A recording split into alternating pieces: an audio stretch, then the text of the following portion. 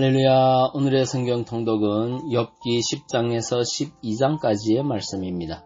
오늘은 욥기 11장의 말씀을 통하여 하나님은 죄인을 엄히 징계하실지라도 그가 회개하면 다시 회복시켜 주십니다 라는 말씀으로 은혜를 나누겠습니다. 오늘의 본문 욥기 11장 16절의 말씀입니다. 곧 내 환난을 잊을 것이라. 내가 추억할지라도 물이 흘러감 같을 것이며. 아멘. 욥기 11장은 나아마 사람 소발의 제1차 변론을 기록하고 있습니다. 소발은 16절에서 욥이 회개할 때 받을 축복으로 하나님께서 그에게서 모든 환난을 제하고 그를 다시 회복시킴으로써 그의 이전의 환난이 기억도 나지 않게 하실 것이라고 하였습니다.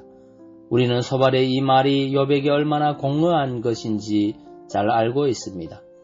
그러나 일반적인 면에서 볼 때 이 말은 틀린 말이 아닙니다. 하나님은 당신의 자녀가 죄를 범하면 결코 간과하시지 않습니다. 하나님은 당신의 자녀가 죄를 범하면 엄히 징계하십니다. 그 징계가 가혹하여 숨쉬기조차 버거울 때도 있습니다. 그러나 죄인이 회개하기만 하면 하나님은 언제 그가 징계로 고통을 당하였는가 할 정도로 다시 회복시켜 주십니다. 이러한 맥락에서 소발은 환난을 추억할지라도 물이 흘러감 같을 것이라고 하였습니다. 여러분, 강물을 잘 보시기 바랍니다. 강물은 항상 같은 물 같지만 사실은 언제나 다른 물입니다. 우리가 강물에 발을 담그고 있다고 해서 그 발에 닿은 물이 언제나 같은 물이 아닙니다. 우리의 발에 닿은 물은 이미 흘러가 버리고 또 다른 물이 흘러와 우리의 발을 적십니다. 그리고 한번 우리의 발에 닿았다가 흘러간 물은 다시 돌아오지 않습니다.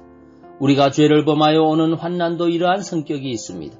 우리가 죄를 범함으로 인하여 환난이 오면 우리는 정말 죽을 지경입니다. 하지만 우리가 그런 환난 속에서 회개하기만 하면 그것은 언제 우리에게 왔었냐는 뜻이 우리에게서 사라지고 맙니다. 대신 하나님의 회복의 은혜가 임하게 됩니다. 그러므로 우리는 환난으로 인한 지난 고통을 쉽게 잊어버리게 되는 것입니다. 이는 우리가 부모로부터 징계를 당하던 시절을 생각해보면 쉽게 이해가 됩니다. 우리의 부모들은 우리가 잘못을 범하면 징계를 하였습니다. 어떤 때는 그 징계가 가혹하다고 느껴질 정도로 엄하기도 하였습니다. 징계를 당하는 우리는 징계를 가하는 부모가 과연 나의 친부모가 맞는가 하고 생각하기도 하였습니다.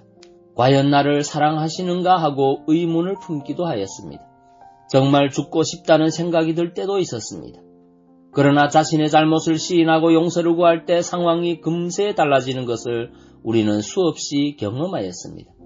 우리의 부모들은 우리를 가혹하게 징계하다가도 우리가 잘못을 시인하고 용서를 구하기만 하면 우리를 치던 매를 꺾고 우리를 품에 안아주셨습니다. 우리를 위로하고 죄를 범하기 이전보다 더 많은 애정을 쏟아 부어주셨습니다. 그 결과 우리는 언제 징계를 당하였냐는 뜻이 희덕거렸습니다. 용서받기 이전에 당하던 징계가 생각도 나지 않았습니다. 여러분, 우리가 하나님께 당하는 징계도 이와 같습니다. 당할 때는 괴롭지만 회개하기만 하면 그것은 곧 잊혀질 것에 불과합니다. 그만큼 하나님의 회복의 은혜가 놀라운 것입니다.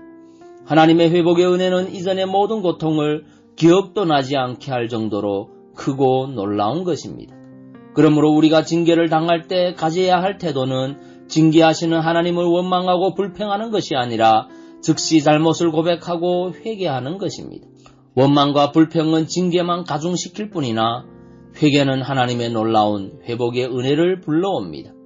역대하 7장 14절의 말씀입니다. 내 이름으로 일컫는 내 백성이 그 악한 길에서 떠나 스스로 겸비하고 기도하여 내 얼굴을 구하면 내가 하늘에서 듣고 그 죄를 사하고 그 땅을 고칠지라. 아멘. 기도하겠습니다. 사랑의 주님, 하나님은 죄인을 엄히 징계하실지라도 그가 회개하면 다시 회복시켜 주신다는 사실을 고백합니다. 하나님께 징계를 당할 때에도 불평과 원망보다 회개하는 백성이 되어 회복의 은혜를 입도록 믿음과 용기를 더하여 주옵소서. 예수님 이름으로 기도하옵나이다. 아멘.